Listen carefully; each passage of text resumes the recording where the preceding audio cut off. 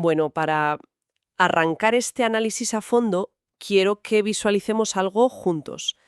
Digamos que estamos construyendo un rascacielos ultramoderno. Vale, un rascacielos. Te sigo. Eso es. Y calculamos todo al milímetro. La resistencia del viento, el peso exacto de cada columna de acero, la tensión de los cristales. Y cuando uno se pasea por esa obra se siente, no sé, un dominio absoluto sobre la física y la química. Es una sensación de control total. Ya, pero es una ilusión de control. Una ilusión que, resulta extremadamente seductora. Categorizamos el mundo natural precisamente para sentir que llevamos las riendas. Exacto. Pero de repente entra flotando en esa obra de ingeniería perfecta una mota invisible. Un complejo nucleolipoproteico que, bueno, suena a película de ciencia ficción. Sí, es un término médico bastante denso. Pero que básicamente es un paquete minúsculo de proteínas y grasa que, fíjate en esto, ni siquiera cumple los requisitos biológicos para ser un ser vivo. O sea, no respira, no tiene metabolismo. Nada, es material inerte hasta que infecta. Y sin embargo, en cuestión de semanas, esa diminuta partícula paraliza el rascacielos por completo, vacía las ciudades y literalmente pone de rodillas a toda la civilización. Es que fue una humillación a escala planetaria, totalmente. La destrucción fulminante de nuestra arrogancia moderna y provocada por algo que ni siquiera tiene vida propia. Pues precisamente para comprender el impacto de esta paradoja, hoy traemos un documento que a mí, personalmente, me ha roto los esquemas. Porque no vamos a hablar de curvas de contagio ni de tasas de inmunidad. Claro, no es un análisis médico. Yama, vamos a mirar este colapso monumental a través de la filosofía pura. Tenemos un ensayo de la revista Arge, publicado por académicos del Instituto Pedagógico de Caracas, y utilizan el pensamiento del filósofo Juan David García Vaca para reflexionar sobre qué nos pasó realmente por la cabeza en la pandemia. Y oye, estoy fascinada porque usar filosofía tan profunda para explicar por qué perdimos el norte encerrados en casa me parece brillante. Y es que Juan David García Vaca es, de hecho, la mente ideal para esto. Quienes nos escuchan deben saber que hablamos de un pensador hispano-venezolano cuya obra es monumental. Pero, y esto es clave, no operaba desde un pedestal alejado de la realidad. No era el típico filósofo de sillón. Para nada. Su producción intelectual pasó por una fase escolástica. Luego se sumergió en la lógica matemática y la ciencia dura. Atravesó el existencialismo y llegó a la filosofía de la ciencia. O sea, ese dominio de la física y del humanismo le da un bisturí analítico perfecto para diseccionar esto. Totalmente. Y acompañarnos en este viaje conceptual es vital para nuestra audiencia, porque entender esta estructura es la mejor herramienta para no sentirse a la deriva en la próxima crisis global. Nos da un marco mental. Un marco para procesar la incertidumbre, exacto. Y el ensayo arranca exponiendo un choque de mentalidades brutal. La diferencia abismal entre cómo veía el universo un habitante de la Grecia clásica y cómo lo vemos nosotros ahora. Pues mira, el ser humano en la antigüedad griega concebía la naturaleza, el cosmos, como un don inalterable. Un regalo de los dioses, digamos. Su postura era de respeto reverencial. De no tocar nada, ¿verdad? Eso es. Para ellos la ciencia era pura contemplación. Observaban la lluvia, los astros, entendían las causas, pero su intervención física en el entorno era prácticamente nula. No intentaban doblegar a la naturaleza porque no se veían como sus dueños. O sea, veían el mundo como si fuera un museo de bellas artes, ¿no? Me gusta esa imagen. Claro. Entras al museo, es majestuoso, admiras las esculturas, pero hay carteles por todos lados que dicen en mayúsculas que no se puede tocar. Solo admiras. Ujú. Pero damos un salto a la modernidad y la cosa cambia. El hombre moderno entra a ese mismo espacio y no ve obras de arte intocables. ¿Qué es lo que ve entonces? Pues ve una caja inmensa de piezas de Lego. Y asume que esas piezas están ahí expresamente para que las desmonte, las funda y construya lo que le dé la gana. Se siente el arquitecto definitivo. Esa analogía del Lego es perfecta para explicar lo que García Vaca llama transustanciar la realidad. Es un concepto fascinante. Transustanciar. Suena potente. Lo es.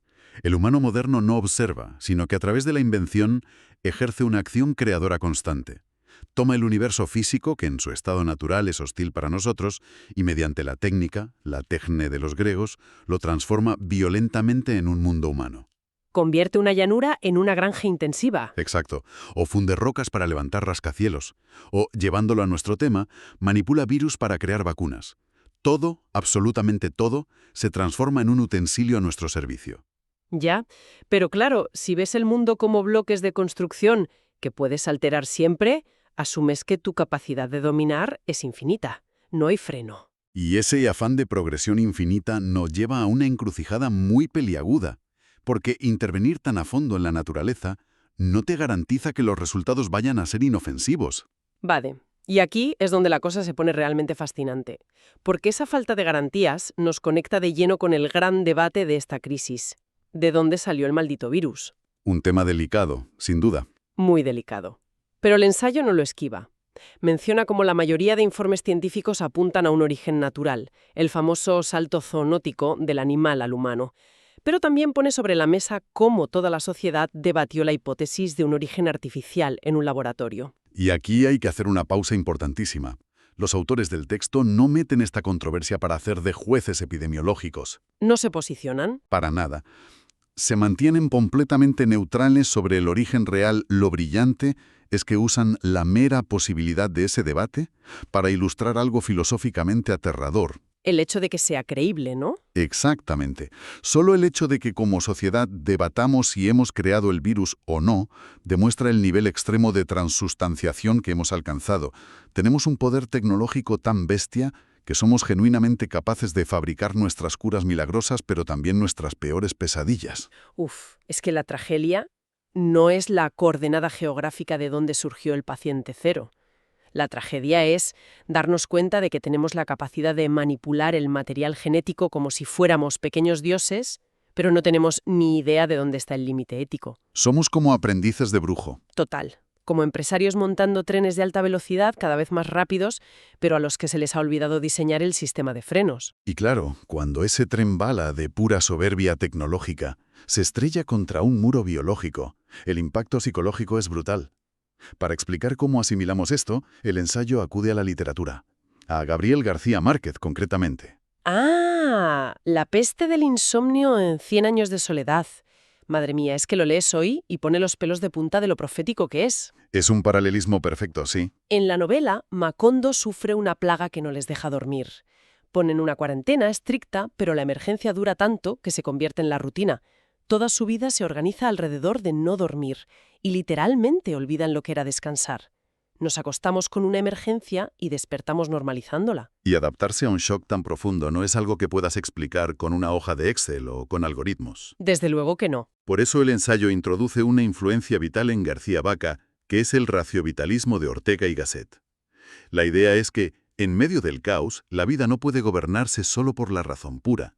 Entendiendo la razón pura como la matemática fría, ¿no? El modelo que calcula a qué velocidad te contagias o cómo el jabón rompe la grasa del virus. Eso es, la ciencia dura, que es necesaria, por supuesto, pero un modelo matemático no te explica cómo sobrevivir mentalmente a estar encerrado en un piso de 50 metros cuadrados durante meses. No te da un propósito. Para eso hace falta esa razón vital. Exacto. Una dimensión que mezcla el intelecto con la consciencia profunda de lo que estamos viviendo. El raciovitalismo dice que nos guiamos por comprender nuestro entorno y decidir cómo navegarlo. Y el texto divide esta reacción humana en 3 fases históricas. 3 ciclos, sí. El primero es la alteración. Marzo de 2020. El impacto puro y duro. Ese momento en el que el suelo desaparece y entra el pánico absoluto. La fase de comprar papel higiénico a lo loco en los supermercados. Sí, que no tenían ninguna lógica sanitaria. Ninguna. Era solo la alteración total de sentir que no controlábamos nada y necesitábamos aferrarnos a algo físico, aunque fuera celulosa. Pues después de esa alteración llega la segunda fase, el ensimismamiento. Nos encerramos físicamente en casa, pero también nos replegamos mentalmente. Empezamos a mirar hacia adentro. Exacto. Es esa fase de aislamiento donde empezamos a reflexionar, a intentar darle un sentido al mundo que se acaba de romper. Vamos, la época dorada de hacer pan de masa madre en casa. Y donde la mitad de la población de repente se replanteó si estar 40 horas en una oficina tenía algún sentido. Construimos un mundo interno nuevo. Para llegar por fin a la tercera fase, que es la praxis, la acción. Volvemos a salir al mundo, pero ya no es el mismo mundo. Salimos con mascarillas, guardamos distancia, diseñamos una nueva normalidad, integramos el trauma. Vale, pero déjame hacer de abogada del diablo un momento. Porque toda esta estructura filosófica suena muy bien, muy elegante, pero, a ver, ¿No es esta razón vital una simple excusa intelectual para justificar que reaccionamos de forma totalmente emocional y errática porque la ciencia no nos dio una vacuna el primer día? Es una buena pregunta y es una sospecha bastante común. Parece que la filosofía justifica el caos irracional. Pero si miras a fondo el raciovitalismo, verás que no rechaza la ciencia para nada. Ah, no. No. Lo que dice es que los datos científicos no operan en el vacío. O sea, el virus tiene un ratio de contagio real, sí, pero ese hecho matemático está supeditado a la vida humana. La ciencia te dice por dónde viene la tormenta, pero nosotros somos, y aquí usan un término de Martin Heidegger, un Dasein. Un estar ahí, ¿verdad? Lo he leído a veces, pero, a ver, tradúcemelo. ¿Qué significa ser un Dasein cuando estás en pijama el día 40 de encierro? Pues significa que no eres una máquina programada. No vienes al mundo como un producto terminado con un manual de instrucciones cerrado. Eres pura posibilidad, un proyecto inacabado que tiene que decidir quién quiere ser ante lo que le toca vivir. O sea que la razón vital no niega al virus. Para nada. Lo acepta y dice, vale, el encierro es un hecho. Ahora, ¿cómo reinvento mi existencia para que esto tenga un significado y no sea solo sobrevivir como animales acorralados? Claro. Y esa necesidad de encontrar significado es lo que nos lleva a la última gran parte de este documento, porque no se quedan en el análisis del trauma. Dan un paso más y hablan de cómo construir el futuro, mediante una pedagogía pospandémica. Es la conclusión natural de todo esto, sí. Y para hablar de educación usan 3 arquetipos de García Vaca sobre cómo ha evolucionado nuestra especie. Son buenísimos. El primero es el hombre altavoz. Es el arquetipo del Renacimiento, digamos. Su función social era simplemente amplificar y pregonar los grandes ideales humanistas y clásicos. Luego pasamos al de los siglos posteriores. Eso es, la Ilustración y la Revolución Científica. Ahí nace el hombre prisma. Su obsesión es usar la ciencia para refractar la luz del conocimiento, dividiendo la realidad en un montón de disciplinas súper especializadas. Hasta llegar a nosotros, el ser humano de hoy, el que García Vaca llama el hombre espoleta. Un término durísimo. Durísimo y muy gráfico. Somos el detonador, los amos de la máquina. Pero aquí el ensayo lanza una advertencia que sinceramente da miedo. Dice que nuestra utopía de control técnico puede ser nuestra perdición. En plan, Prometeo robó el fuego para liberarnos, pero hemos acabado siendo Sísifo, empujando una piedra eternamente. Es que nos creemos dioses rodeados de pantallas y la realidad es que somos simples apéndices de nuestros propios teléfonos. Totalmente. Y esto conecta con lo de Marcus, ¿no? Exacto, el hombre unidimensional de Herbert Marcus. Hemos forrado la sociedad de tecnología inteligentísima, pero espiritualmente nos hemos vuelto planos. Y la pandemia desnudó esto por completo. El texto cita a Albert Camus en La Peste cuando dice que aquello fue un exilio y separación en el más profundo sentido. Ya ves si lo fue. Estábamos aislados de nuestras familias, pero la ironía macabra es que nunca habíamos estado tan hiperconectados digitalmente. Estábamos todo el día haciendo doom scrolling, deslizando el dedo por la pantalla leyendo desgracias, Trabajando desde la mesa del comedor hasta reventar. viendo a nuestros compañeros en ventanitas de vídeo. Al final, el algoritmo era el que nos dictaba cuándo dormir y cuándo comer. El hombre espoleta atrapado por completo en su propio invento. Entonces, ¿qué significa todo esto para el futuro? Pues que si no pegamos un volantazo, la tecnología va a asfixiar lo poco de humanidad que nos queda. Los autores son claros, necesitamos una reestructuración radical de la educación. Hay que volver a poner a la persona, al antropos, en el centro. Por encima de las herramientas técnicas. Muy por encima.